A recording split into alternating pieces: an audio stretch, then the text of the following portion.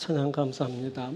주 날개 아래 주 사랑 안에서 평안하다 라는 귀한 찬양 함께 부르고 들었습니다. 주님이 주신 평안이 사랑하는 여러분들과 함께하게 될 줄 믿습니다. 말씀 보겠습니다. 말씀은 룻기 4장 7절부터 12절까지입니다. 룻기 4장 7절부터 12절 말씀.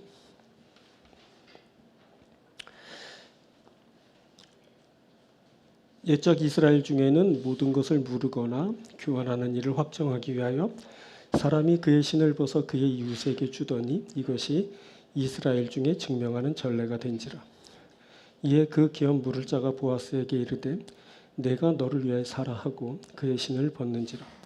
보아스가 장로들과 모든 백성에게 이르되 내가 엘리멜렉과 기런과 말론에게 있던 모든 것을 나오미의 손에서 산 일에 너희가 오늘 증인이 되었고 또 말론의 아내 모압 여인 룻을 사서 나의 아내로 맞이하고 그 죽은 자의 기업을 그의 이름으로 세워 그의 이름이 그의 형제 중과 그곳 성문에서 끊어지지 아니하게 하며 너희가 오늘 증인이 되었느니라 하니 성문에 있는 모든 백성과 장로들이 이르되 우리가 증인이 되나니 여호와께서 내 집에 들어가는 여인으로 이스라엘의 집을 세운 라헬과 레아 두 사람과 같게 하시고 내가 에브라스에서 유력하고 베들레헴에서 유명하게 하시기를 원하며 여호와께서 이 젊은 여자로 말미암아 내게 상속자를 주사 내 집이 다말이 유다에게 낳아준 베레스의 집과 같게 하시기를 원하노라 하니라.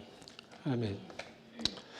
자, 오늘은 봉독해드린 룻기 4장 7절부터 12절을 본문으로 확정 이런 제목으로 함께 말씀 나누도록 하겠습니다. 자, 본문 7절은 이렇게 말씀합니다. 옛적 이스라엘 중에는 모든 것을 무르거나 교환하는 일을 확정하기 위하여 그의 신을 벗어 그의 이웃에게 주더니 이것이 이스라엘 중에 증명하는 전례가 된지라. 자, 보니까 확정하는 일이 있게 됩니다. 기업 무르는 일을 최종적으로 확정하는 겁니다. 자, 이것은 나오미의 무너진 기업을 되살리게 되었다라는 것을 말합니다. 기업 무르는 일이 확정되면서 룻 또한 새로운 삶을 살게 됩니다. 자, 그러면 기업 무르는 것에 대한 확정은 어떻게 이루어지는 걸까요? 거기엔 어떤 특징이 있는 걸까요? 자, 오늘은 이것을 함께 나누려고 합니다. 자, 오늘 세 분으로 말씀 전합니다. 오늘 말씀 전하고 들을 때 하나님의 은혜가 우리와 함께하게 될 줄 믿습니다. 첫 번째는 증명하는 전례입니다. 이것은 증거를 삼아 법적으로 확정하는 것을 말합니다. 자, 모든 일에는 확정하는 일이 있게 됩니다. 특히 소유권을 이전하는 일에는 이 확정하는 일이 필수입니다. 자, 고대 이스라엘에서는 신을 벗어 확정하는 일에 증거를 삼았습니다. 그때 신을 벗어 상대에게 주는 일이 무르는 일을 확정하였습니다. 자, 이때 신은 소유권을 상징합니다. 신을 상대에게 주는 일은 소유권을 넘겨주었다라는 것을 뜻합니다. 그래서 신을 상대에게 주는 일이 무르는 일을 확정하게 되는 겁니다. 자, 본문 7절을 보면 해설자의 설명이 나오는데 무르거나 교환하는 일을 위해 상대방에게 신을 벗어주는 일이 있게 된다라는 설명입니다. 그때 벗어준 신이 무르거나 교환하는 일에 증거가 된다라고 합니다. 한번 볼까요?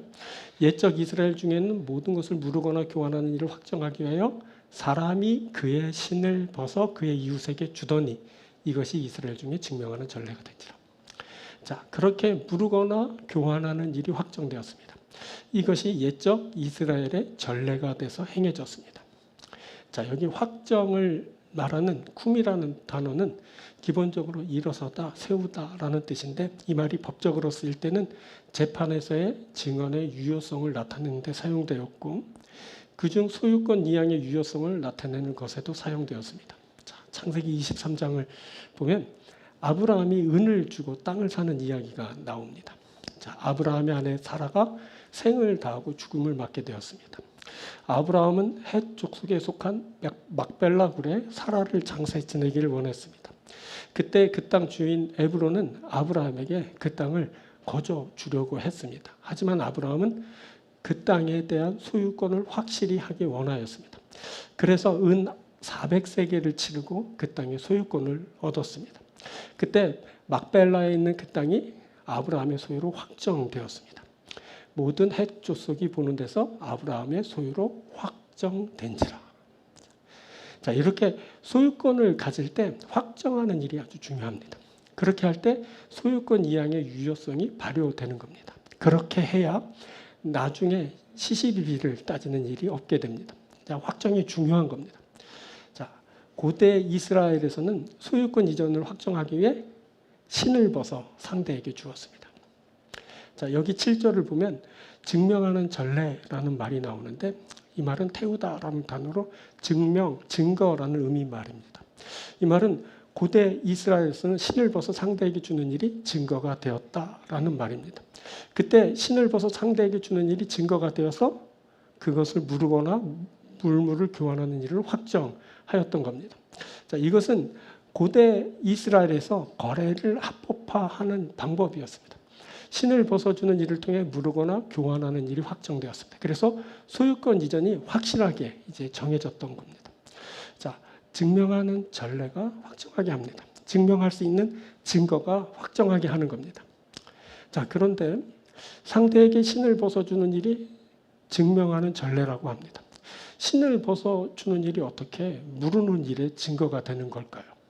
자, 이것이 어떻게 무르는 일을 증명하는 전례가 되었을까요? 자, 고대 이스라엘에선 신발이 소유권을 상징하였습니다.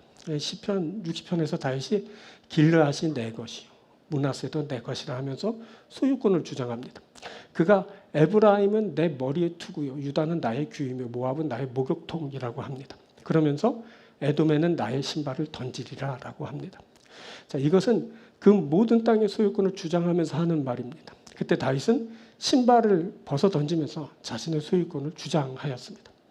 자, 이렇게 고대 이스라엘에선 신발이 소유권을 의미하는 것이었습니다.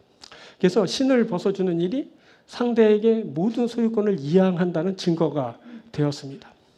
자, 신명기 25장을 보면 형제가 후손이 없이 죽게 되었을 때 형제를 대신하여 후손을 보게 하는 기업 무르는 일을 말하면서 그때 형제가 그 일을 거절하게 되면 여자가 장로들 앞에서 그의 발에서 신을 벗기고 형제의 집을 세우기를 즐겨 아니하는 자는 이같이 할 것이라 하고 외치게 하였습니다. 그 경우 그의 집은 신 벗김 받은 자의 집으로 불리게 되고 그에게서 그것과 연관된 모든 소유권이 포기되는 일이 있게 되었습니다. 신을 벗기는 행위는 그의 모든 상속권, 소유권을 포기하게 하는 의식이 되었던 겁니다.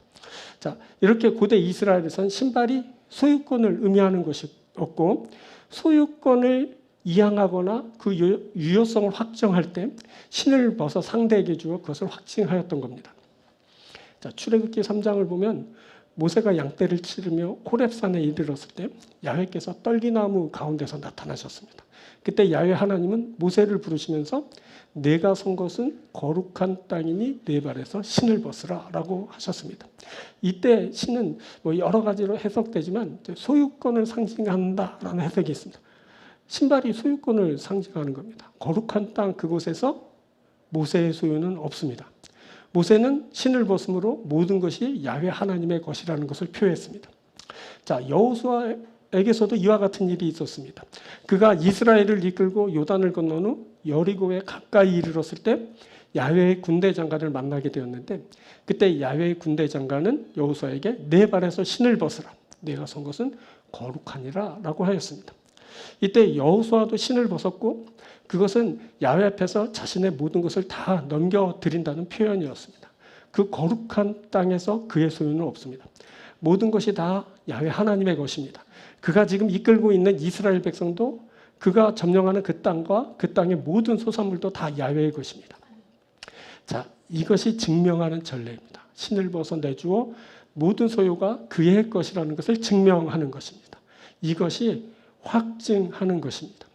이 신을 벗어 내준 그 일은 증명하는 전례, 증거가 되었습니다. 그래서 신을 벗어 내준 그 일이 기업 무르는 일을 확정하였습니다. 그가 신을 벗어 내주어 소유권이 자신에게 없음을 표했습니다. 자, 그래서 보아스가 대신 값을 치르게 되었습니다. 그가 대신 값 치르고 기업을 무르게 된 것입니다. 자, 우리에게 기업 무르는 일이 있게 됩니다. 이 기업 무르는 일을 통해 구원을 얻게 됩니다. 그때 나에게는 아무런 소유권이 없습니다. 모든 것이 다 하나님의 것입니다. 그래서 나는 나의 신을 벗어 그에게 드려 그것을 증거 삼습니다. 나의 모든 것이 그의 소유라는 것을 고백하고 확증하는 것입니다. 나의 모든 것이 다 그의 것입니다. 나의 신을 벗어 그에게 드려 증거 삼으며 나의 모든 것이 그의 소유라는 것을 고백하고 확증합니다. 자, 이것이 우리를 그의 것 되게 합니다. 우리가 하나님의 소유된 백성이 되는 겁니다. 우리가 우리의 소유권의 상징인 그 신을 벗어서 주께 드립니다. 우리가 주의 것 되어 주의 백성이 됩니다. 우리에게 그의 우리에게 그의 소유된 백성이 되어서 주의 나라에 거하는 일이 있게 됩니다. 자, 우리에게 이 기업 물은 일이 확정되어야 됩니다.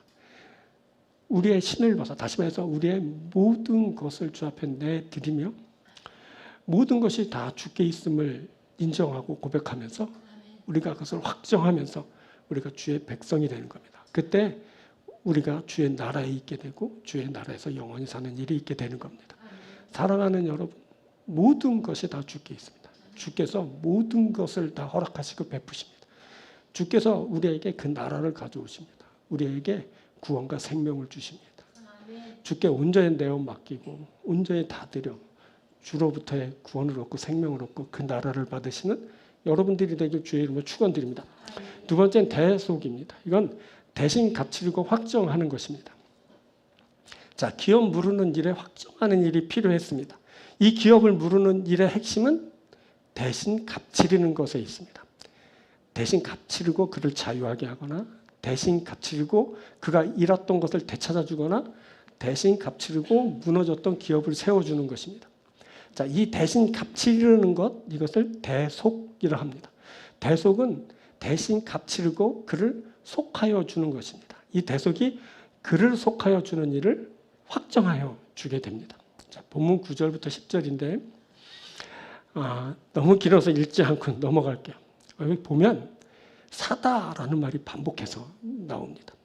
자, 9절을 보면 나오미의 손에서 산 일에 너희가 오늘 증인이 되었고, 또 10절을 보면 또 말론의 아내 모압 여인 룻을 사서 나의 아내로 맞이하고, 산 일에 사서, 계속 사다라는 말이 나옵니다. 이 사다라는 말은 그 전절인 8절에도 나옵니다. 이에 그 기업 물을 자가 보아스에게 이르되 내가 너를 위하여 사라 하고 그의 신을 번다.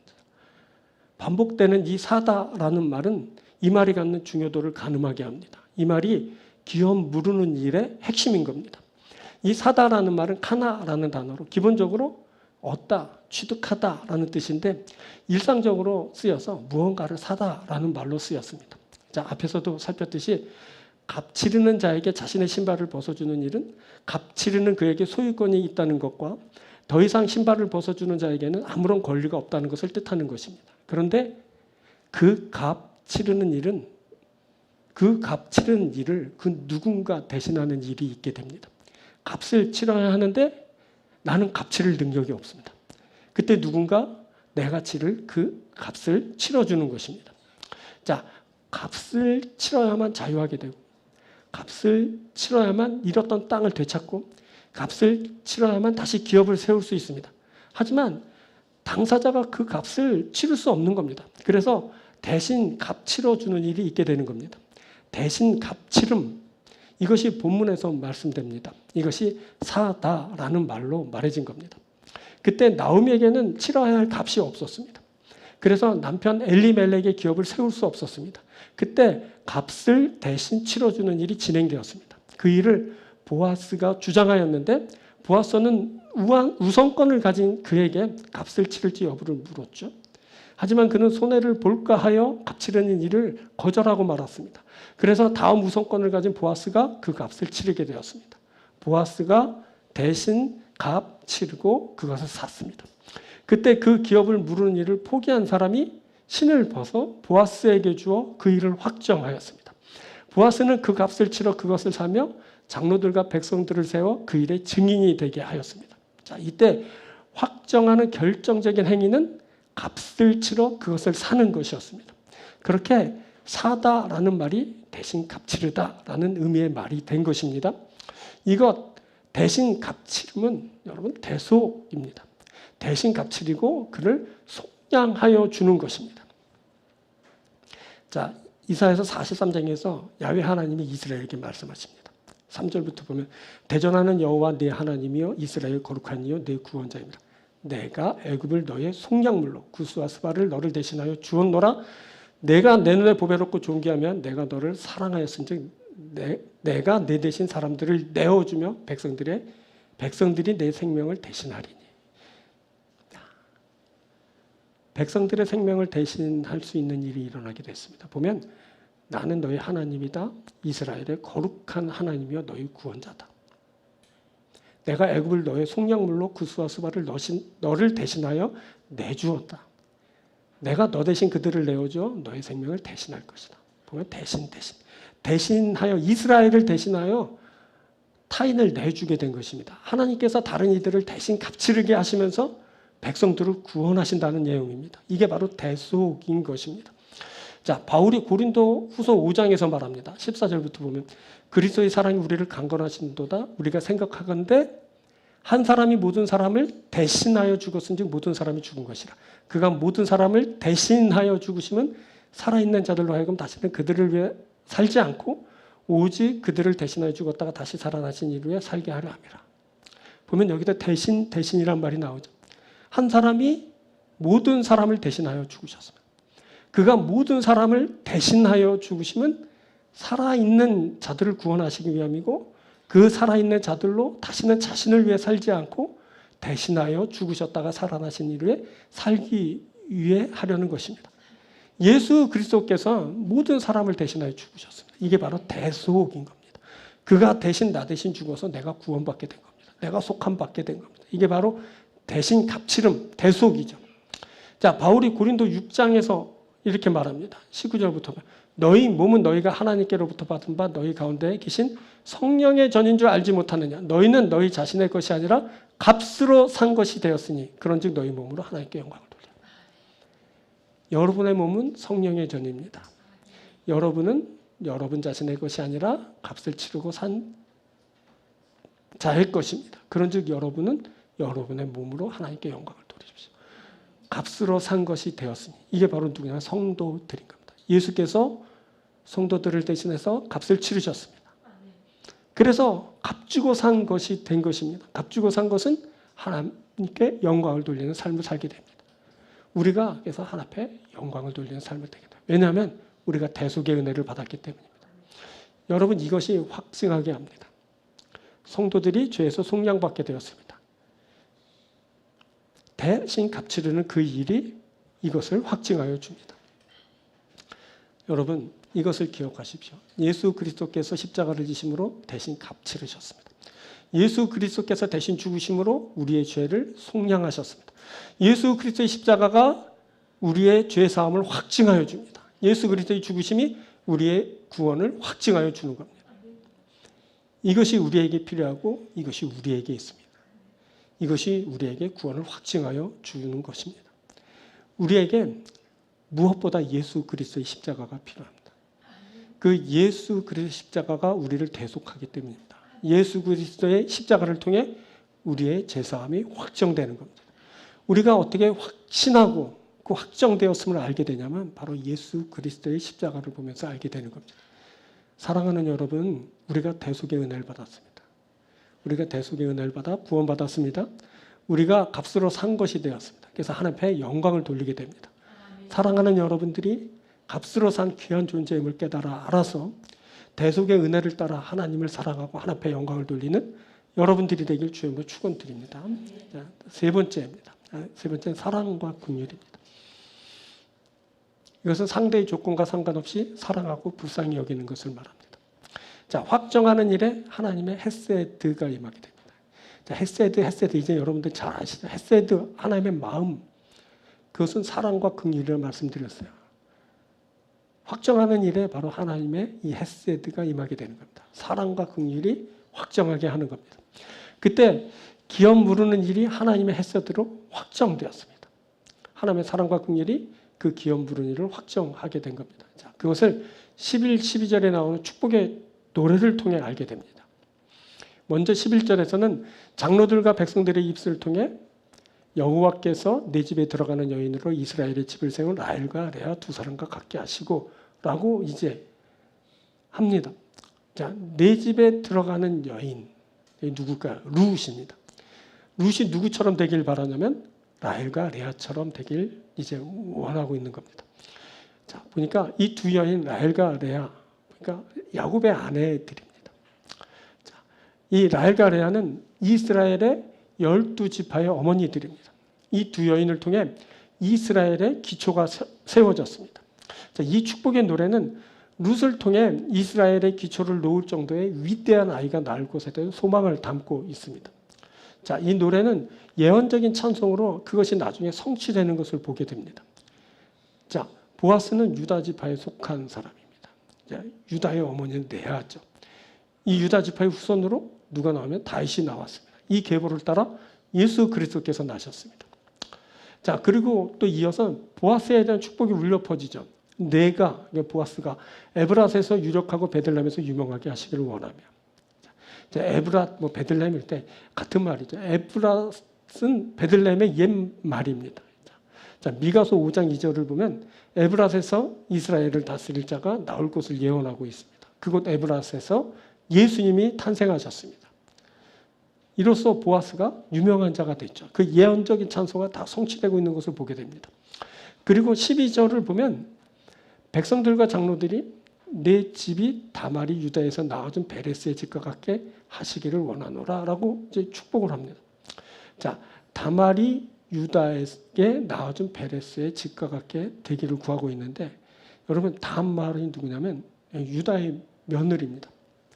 자, 그녀의 아들이 누구냐면 베레스인데, 베레스가 이제 나중에 다윗의 조상이 됩니다. 그의 계보를 따라 예수 그리스도께서 나십니다. 그때 백성들과 장로들은 보아스의 집이 베레스의 집과 같게 되기를 기원하였습니다. 그리고 이 축복 역시 룻과 연관됩니다. 이 젊은 여자로 말미암아 내게 상속자를 주사. 이 젊은 여인은 룻을 말하는데 룻을 통해 상속자를 보고 그 집이 이제 그렇게 되기를 바라고 있는 것입니다.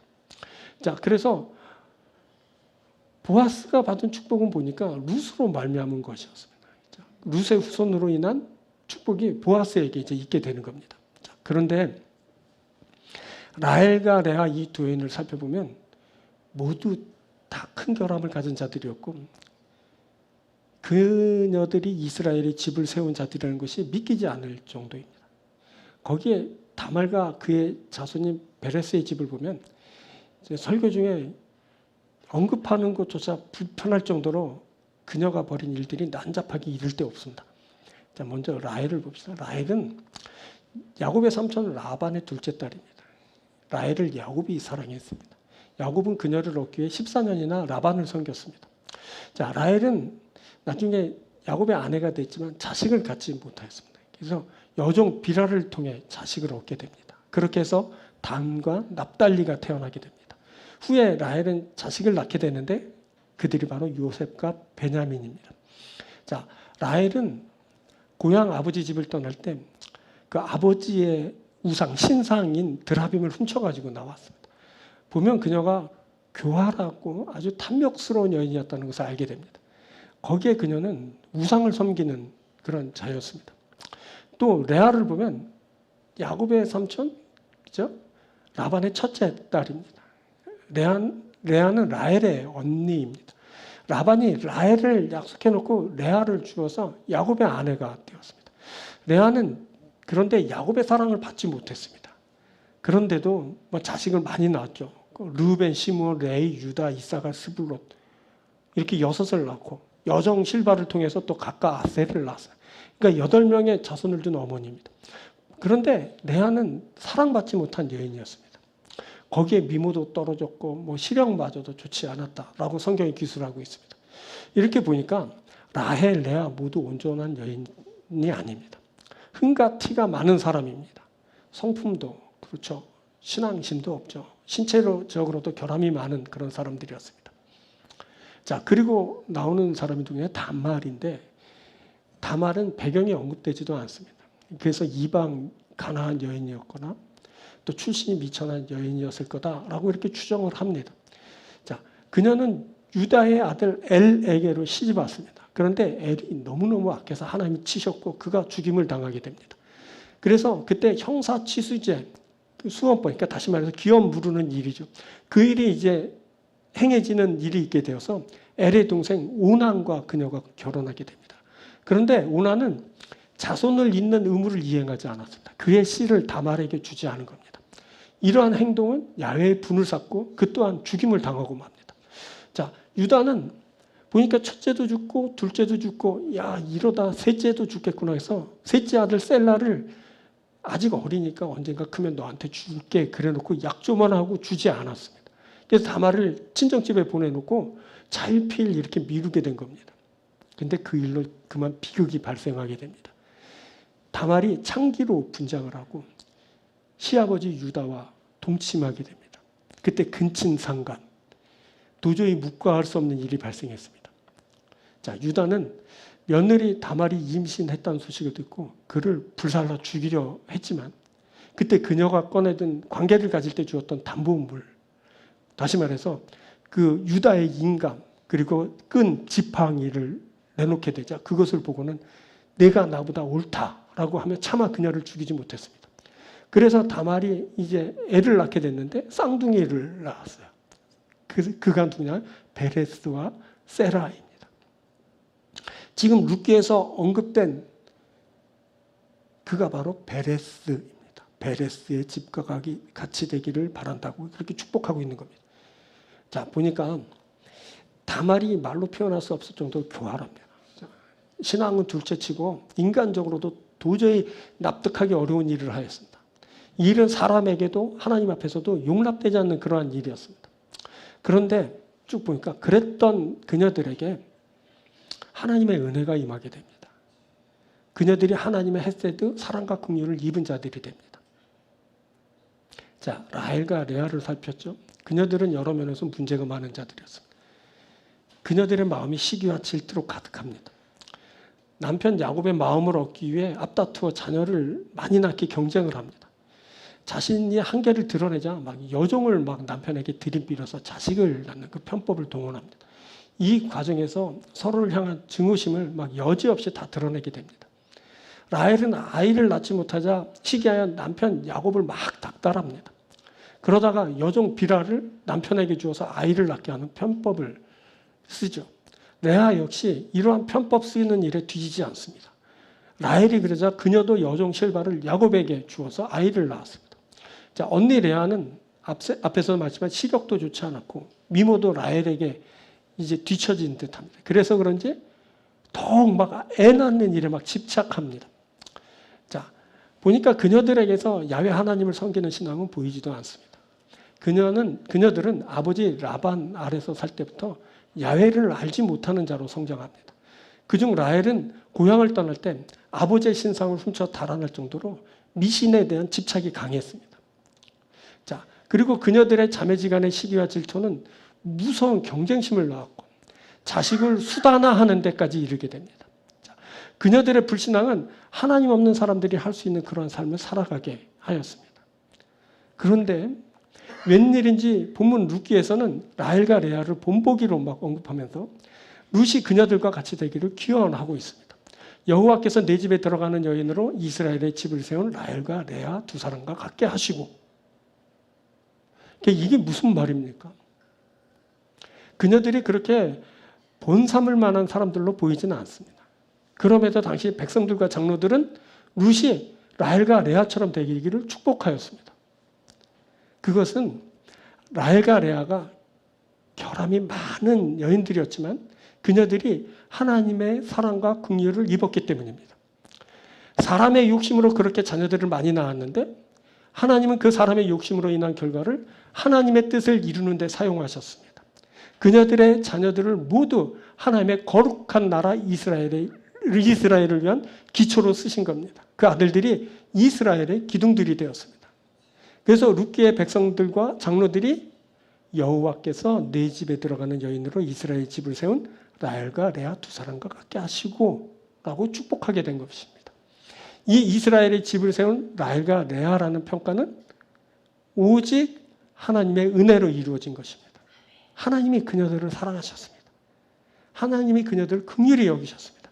그래서 그녀들의 자녀들로 이스라엘의 집을 세운 자들이 되게 하셨습니다.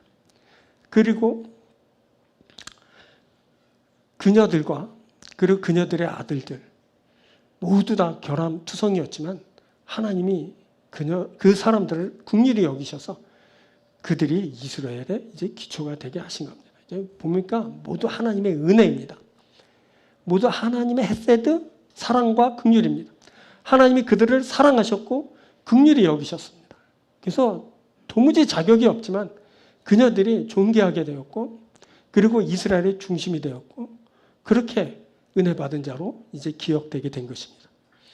그리고 또 나중에 말씀드린 유다와 다말은 정말 설교 중에 참 말하기도 너무 불편한 그런 사람들 아닙니까? 이들이 시아버지와 며느리 관계입니다. 그 사이에서 난 아들이 베레스입니다. 그런데 룻기에서는 베레스를 본으로 말하면서 보아스의 집이 베레스의 집과 같게 되기를 기원하고 있습니다. 왜 그러는 겁니까? 정말 납득하기 어렵지 않습니까? 베레스, 그가 태어나서는 안 될 아이 아닙니까? 그는 출생 자체가 부끄러운 아이입니다.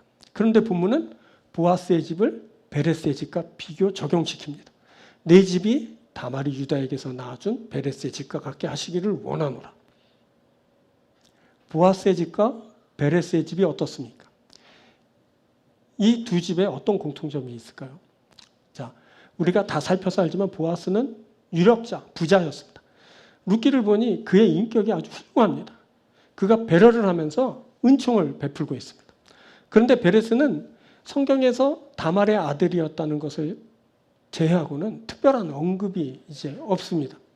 다만 베레스는 유다 자손의 계보에 기록되었고 그의 자손 중 후대에 유명하게 된 이가 더러 있었다라고 기록합니다. 그런데 베레스는 다윗의 조상이 됩니다. 그의 후손으로 또 보아스가 나온 겁니다. 자, 마태복음 1장 3절, 5절, 6절 이렇게 보면 유다는 다말에게서 베레스와 세라를 낳고 베레스는 헤스론을 낳고 헤스론은 람을 낳고 살몬은 라바에서 보아스를 낳고 이새는 다윗왕을 낳으니라. 그러니까 다윗 왕이 베레스의 후손이라고 기록되고 있는 겁니다. 그리고 또 그의 계보에서 놀랍게도 예수 그리스도께서 나셨습니다.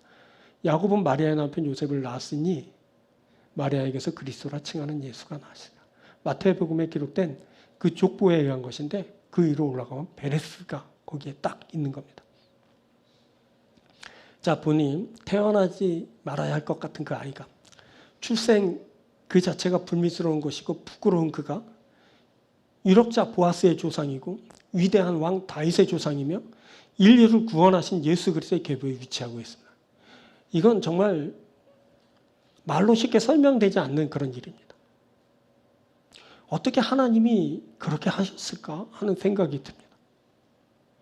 어떻게 그 끔찍한 아이 베레스의 후손으로 그 위대한 왕 다윗이 나오고 예수 그리스도께서 나신단 말인가.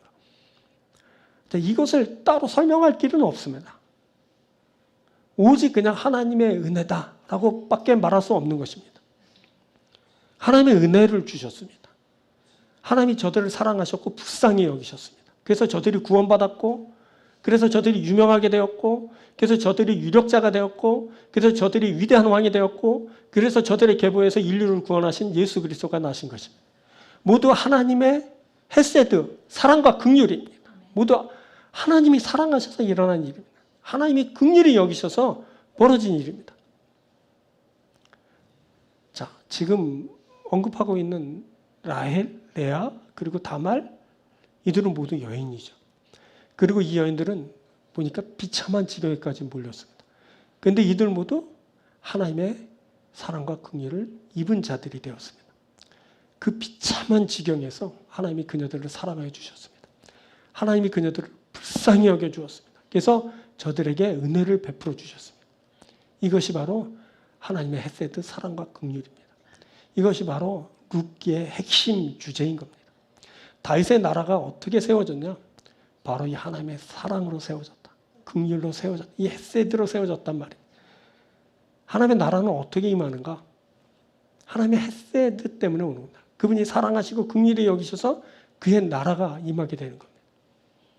그때 하나님의 사랑 긍휼이 그 여인들과 함께하였고 그때 그 여인들이 구원을 받고 구원받았을 뿐 아니라 존귀하게 되었고 저들의 후손들이 성경에 기록되는 유명인이 되었고 그들 중 다윗은 이스라엘 역사상 가장 위대한 왕이 되었고 이들 계보에서 인류를 구원하신 예수 그리스도는 나셨습니다. 자, 우리가 하나님이 이들을 사랑하시고 긍휼을 베푸신 것을 룻기의 마지막에 나오는 족보를 통해 확인하게 됩니다. 자, 룻기 4장 18절부터 이제 족보가 나오는데 이렇게 시작돼요. 베레스의 계보는 이러하니라. 베레스는 헤스론을 낳고 쭉 끝에 22절 오벳은 이셋을 낳고 이셋은 다윗을 낳았네. 이게 룻기의 족보인데 족보가 누구로부터 시작된다고요? 베레스로부터 시작됩니다. 베레스의 계보는 이러하니라. 놀랍지 않습니까? 이것은 상당한 상징성을 갖는 것입니다. 시작은 시초를 말하고 그 시초는 하나님의 헤세드의 시작을 말합니다. 하나님의 사랑과 긍휼을 베레스에게 베푸셨습니다. 그래서 그가 족보에 처음에 기록되었고 그 사랑과 긍휼로 인해서 다윗이 나오고 그랬다는 내용입니다. 그가 자격 없습니다. 자격 없지만 그가 하나님의 그 헤세드, 사랑과 긍휼을 힘입었습니다.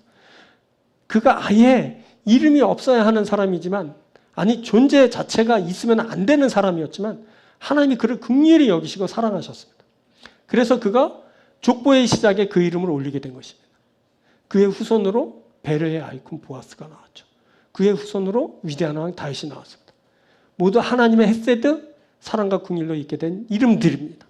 모두가 하나님의 사랑과 긍휼로 세워진 사람들입니다. 여러분 이게 하나님의 헤세드입니다. 하나님의 사랑과 긍휼인 겁니다. 이 하나님의 사랑과 긍휼로 여러분 사람이 구원을 받습니다.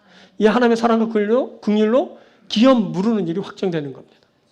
여러분 이것이 우리에게 있게 됩니다. 사람마다 차이는 있겠지만 모두가 다 죄인입니다. 끔찍한 죄인이죠. 라헬, 레아, 다말, 유다, 베레스 그 사람들과 우리들이 별반 다르지 않습니다. 좀 그래. 끔찍해. 어떻게 저런 일이. 근데 사람들이 살아가는 모습을 보면 하나님의 그 사랑과 긍휼 없이는 존재할 수조차 없는 그런 죄인들인 겁니다. 우리가 모두 그렇습니다.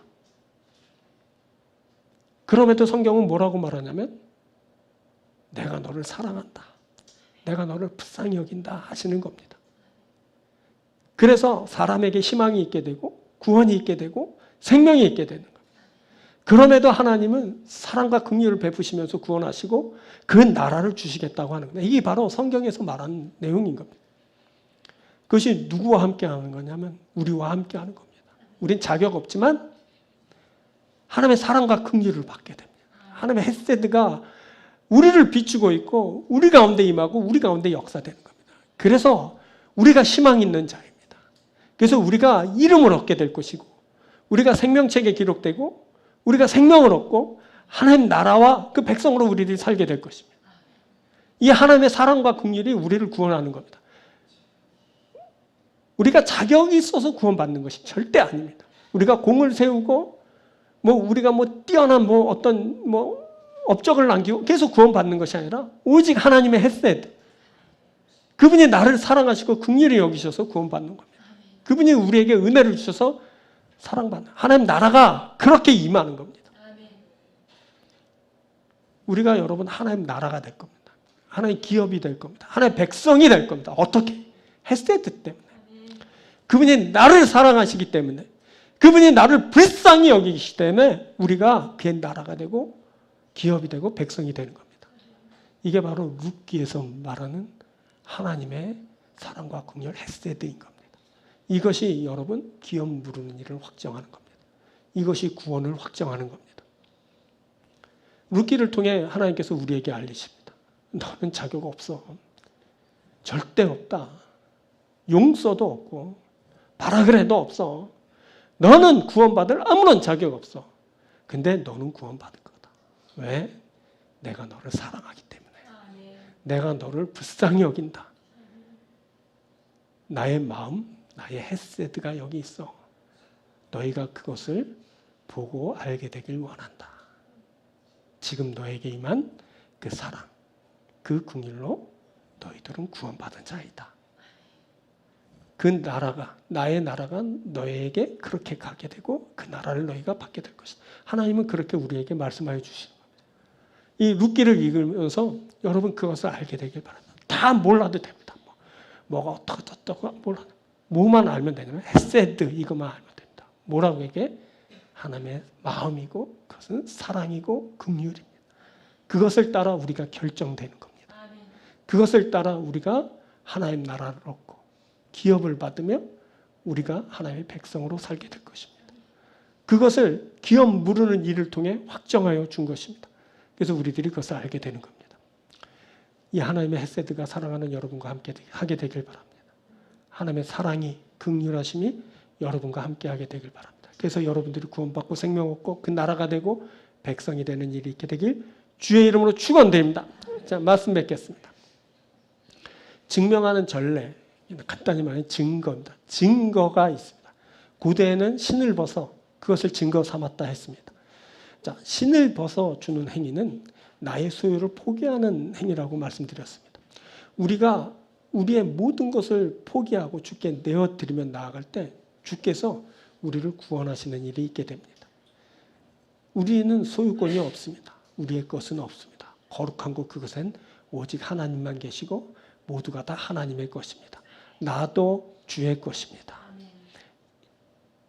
이렇게 나가면 주께서 우리를 받으시고 우리를 구원하시고 주께서 기업을 나눠주시고 우리에게 무한한 축복으로 역사하실 겁니다. 이 증거 삼는 일이 여러분에게 있게 되길 바랍니다.